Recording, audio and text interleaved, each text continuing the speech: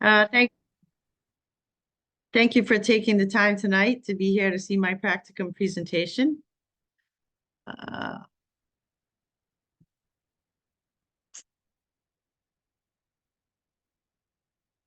I was fortunate enough to spend 15 days in Ghana last month. It was an experience like no other. Shown here in the first slide is the sunrise from my balcony on the first morning in Aburi. My name is Susanne Sheehan. I live in the small town of Rochdale, located in central Massachusetts, approximately 50 miles west of Boston. I am an MPH-PHP student, and if all goes well, I will complete the program this May. I am a registered nurse, and I have been for over 20 years. I work in critical care as an ICU nurse in a large hospital in Worcester, Massachusetts. Many people ask what I'm going to do once I graduate. Apart from being excited about reading for pleasure instead of for an assignment, I can honestly say that this has been a personal goal of mine, not a professional one. As excited as I am to complete the program, the journey itself has proved invaluable. This is a picture of me last month in Ghana. The city of Accra is lit up in the background. As you have heard in previous presentations, all of which I think have been wonderful, the main area of our visit was the Aquapim South Health District in Aburi, Ghana. The Adam Roby Health Center was where I spent several days during my time in Ghana and is where I ended up doing my project for the practicum. My site supervisor was Eric Amo. Eric is an outstanding community health nurse for the district. As mentioned many times before, I also had the support of Emily Amponsa, the director of the Aquapim South Health District. This is a picture of a path that is in front of the Adam Roby Health Center. You'll see in the next slide how it was viewed from another angle. It proved to be very significant. In an abstract way, it represents my experience here. Although I saw a path, I wasn't sure where it led. I had no idea really what my deliverables were going to be. I thought my projects were somehow going to be maternal and child health focused, and I was hopeful I could come up with something meaningful or at least something that would be helpful in some small way. What I knew was that I had to leave two things here, two deliverables or projects, and I had 2 weeks to do it. This is a view of the path from another angle. In this photo, you can see how close the path is to the center. I didn't notice the path the first day we were at the clinic.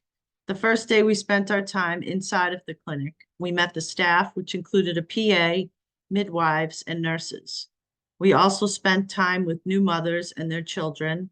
We had the opportunity to accompany the staff on some home visits too. I loved going on the home visits. I loved walking through the community and seeing people where they live and how they live. The second day in the area, I noticed the path and I asked where it led to.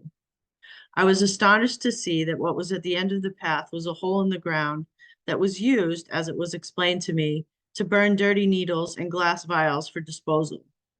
Eric expressed almost a sense of embarrassment as he acknowledged the unsafe conditions it posed. He explained it was the only way they had to dispose of the waste. He further explained once a month they had the opportunity to have someone pick it up and haul it away for disposal. However, they had no other way to store it safely in the meantime. I immediately had the idea of a covered fire pit. It seemed like an easy fix to me. I spoke with Eric at that time to see if in fact he thought it would be useful, and he was very interested in the possibility, yet seemed skeptical that I could make it work. When I had the opportunity later that day, I spoke with Dr. Ron Liambruno, one of the practicum professors on the trip, and made sure I was on the right track to complete the deliverables. He assured me I was. I then sent Eric a text and told him it was a go. It took a lot of planning and a lot of talking. I made sure I could get the supplies. We scheduled the day for the actual build. Fortunately for me, Joe Valley, a fellow MPH student, volunteered to assist me, as did my newly found friend, Jean Latrisa, an occupational therapist on the trip.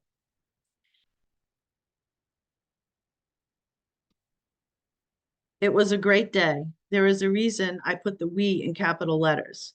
It was hardly a project I did alone. It was my idea, yes, for certain. However, I would never have been able to do it without the help of a great many people. From Joe and Jean to the men in the community that were available that day last minute to assist us as we worked. It was a small group project, comparatively speaking, but still a tremendous example of collaboration.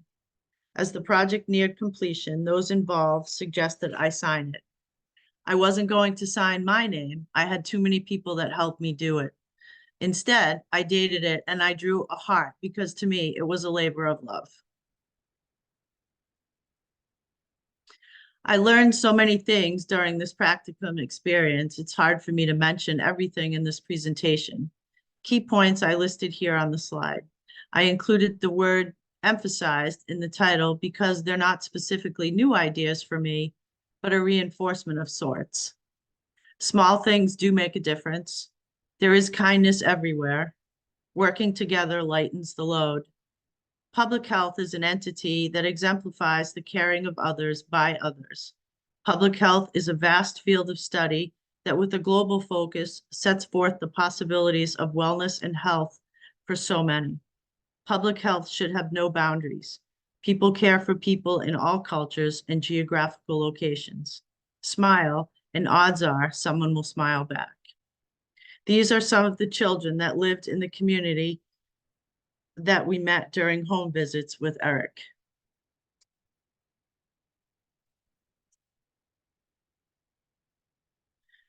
This is a picture of the finished project. It is here that I've also listed the main objectives I completed with the project. Meeting the objectives was easy with this project.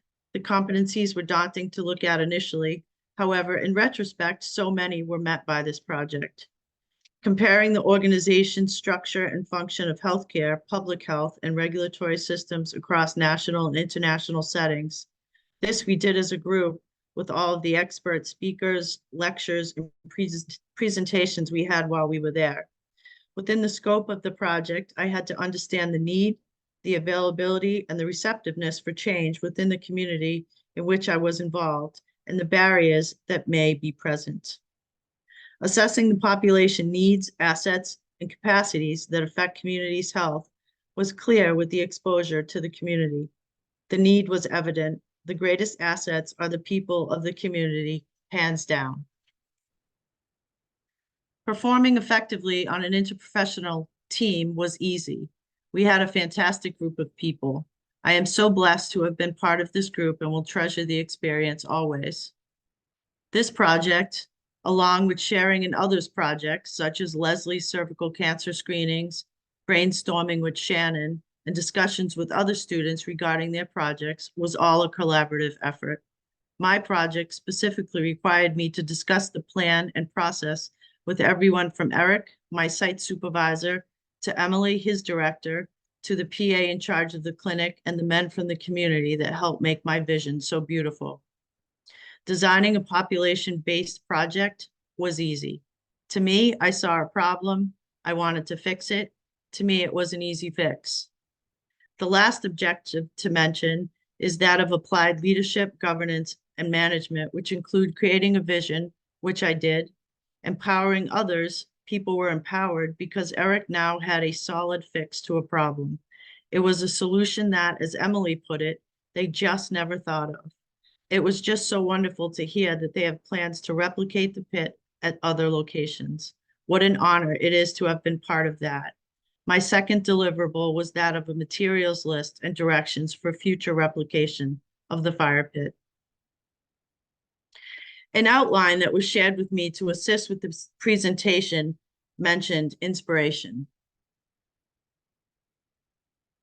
My sons have been my inspiration throughout their lives and certainly were the main source of encouragement and inspiration as I contemplated doing the practicum in Ghana, as they have been, as I have navigated through this MPH program.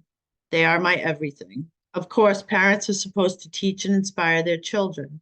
In my case, I am especially blessed as I have learned so much from my sons from the time they were little to now as they are young men. The ways in which they inspire me are endless. One of the greatest experiences of this trip was that I found new inspiration too. I feel so grateful to have been part of such an incredible group. It's strange to think about. Really, I spent 15 days with people I had never met prior to the trip. Now I can't imagine not knowing them. In closing, this experience exceeded all expectations.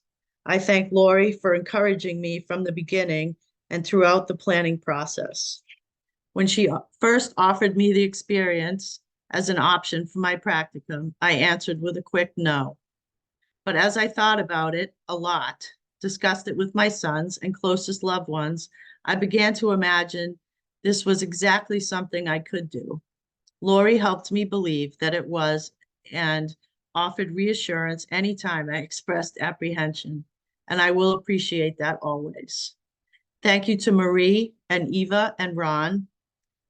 You were so caring and compassionate to everyone in our group. You made this work, and it worked well. Poetically, the photo here on my slide is of the sunset on my last day in Ghana. I went to Ghana to fulfill a requirement. I wanted to make my education a more well-rounded one with a knowledge base that included global health issues. I knew it would prove to be a valuable educational experience. And how right I was.